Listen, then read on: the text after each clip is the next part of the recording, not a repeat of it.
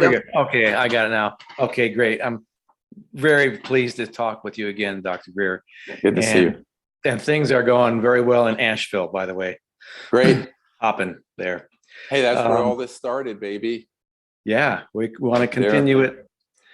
And speaking of things happening there, we've been having more than one instance of a interesting connection at our CE5 things.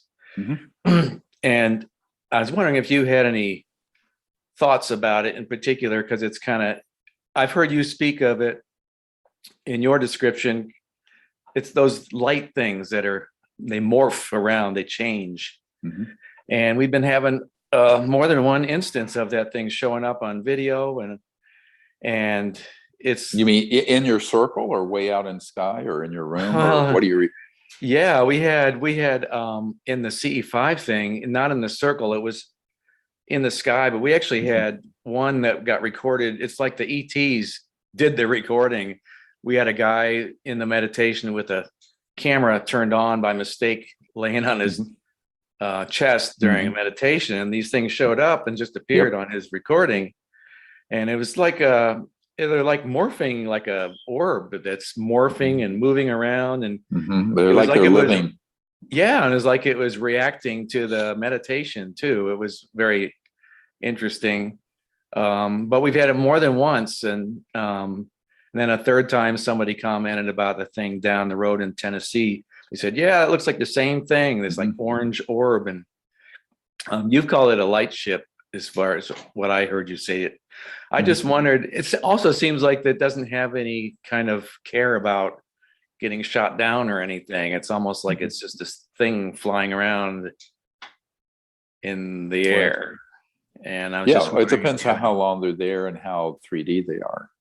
So remember, you can take, I can take this remote, and if you know the physics of it, shift it so it just looks like a plasma, or partially in this dimension, where you're just seeing part of its aspect, and the rest is shifted transdimensionally beyond the speed of electrons, photons, subatomic particles, light.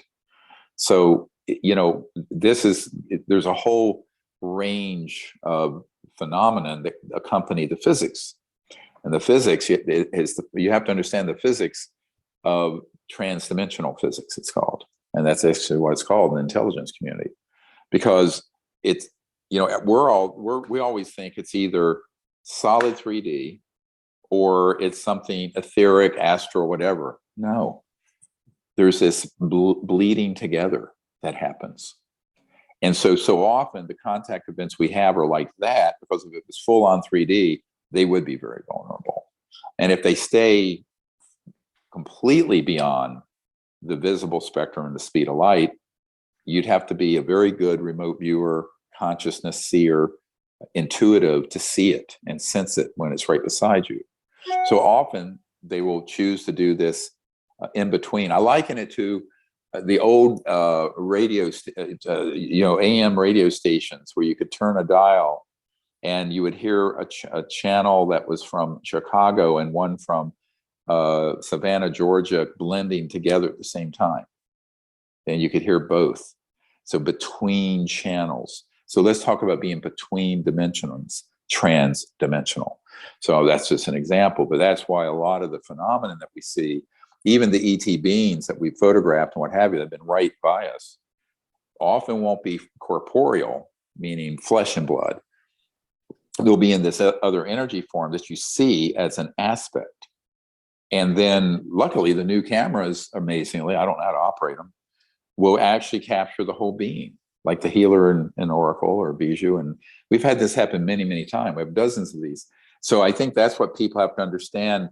The reason I go through all that cosmology and all that sort of, it seems arcane to people, is that otherwise when you're out there seeing stuff, you're seeing, you don't understand what you're seeing. And if people actually study and meditate on what I'm talking about right here, then when you see something like that, you can kind of relate it to what it is. And this is when I always tell people, some external stimulus that we see with our eyes or our other five senses, that's just them knocking on the door saying, now use your consciousness to see it in its fullness. where you see the whole thing. Unless it's safe for them to come on full on 3D, which is increasingly dangerous, obviously. Since the 50s, 60s, 70s, it's just become more and more dangerous to do that for them. But they do, and we've had that, but it's something that is the exception and not the rule. These other kinds of phenomena are more common, but they're really just giving you a sort of a glimmer of what's behind the rest of it is hidden beyond what the sight would see or even the camera would capture.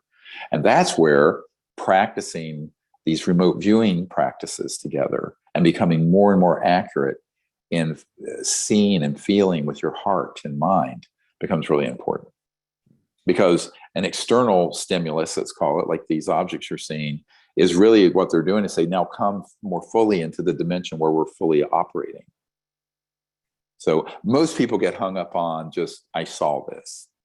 I say, yeah, but what is this and what does it mean? Why are they there? Where are they inviting you to go? I think they're inviting us to go into these higher dimensions that require very good consciousness and meditative skills, where we can really then have full-on meetings, whether it's in the dream time or meditation or with your eyes open and sitting. When we're doing these CE5 event, I'll have my eyes open. It's channel, I call it channel 1 is our consciousness. Channel 2 is our vision, or our 5 senses. Channel 1 is, I always say, primacy is with consciousness, the field of consciousness. So staying centered in that and understand what those capabilities are, you can bring those two together where you're seeing something with your eyes or on the camera, but then you connect in consciousness more deeply. And actually the best videos and photos we've ever had taken by people were people who were at the same time, they had obviously the technical ability to operate the cameras, which I'm an idiot, don't do it. You don't want me to, I just break them. But also there's a consciousness interplay, like Raven, our friend Raven, who took the picture of Bijou. You know that story. Everyone heard these 4 or 5 ETs right outside our circle. Nobody could see anything, not even with my night scope, the really good ones I have. But we could hear, we knew they were there, and we did see visually this sphere that appeared next to my right shoulder. But she asked, this is what's beautiful, this is left out of the movie. She asked them, in a polite way, we know you're there, I'm going to take, and she just had an inexpensive, like a 35 millimeter Olympus. It wasn't a Nikon or anything fancy. It was like a $80 camera. And she just asked these ETs, can I take a picture of you? And diplomatically asked permission, and she pushed the button, and there was Bijou. Now, the others did not choose to come into this dimension for that instant to be seen. But no one, we had 30, 40 people there looking right at that spot where we could hear the ETs talking. It was like disembodied voices talking that everyone heard. No one saw an actual standing ET there. They were there, but they were shifted beyond the visible spectrum for security reasons.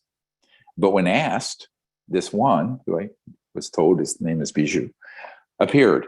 So there's this conscious, and this is actually for the conference we're doing in April, that some of the people who do this kind of a camera and photographic and technical work that I don't do, and I'm not competent to do, don't want to do, because that would divert me from my main task, which is making contact, that they, we're going to have a whole workshop on that, because I think people need to understand what's really going on, but also the way the best CE5 interactions that have been recorded, whether it's on audio tape, videotape, or still photos, have occurred.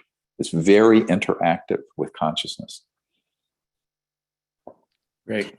Well, it's easy for me to get wrapped up in the appearance of these things, so it's good advice for me to keep pushing beyond and into the consciousness. Well, you do both. You can be excited and love what you're seeing, and then also learn to use channel 1. And channel 1 is your third eye, your consciousness, your heart, see and feel, and do it together. It's like when those things, it's like heaven and earth together. We bring those two things together. That's when everything gets, revealed, as it were. Okay, great. Thank you very much. Great. Thank you.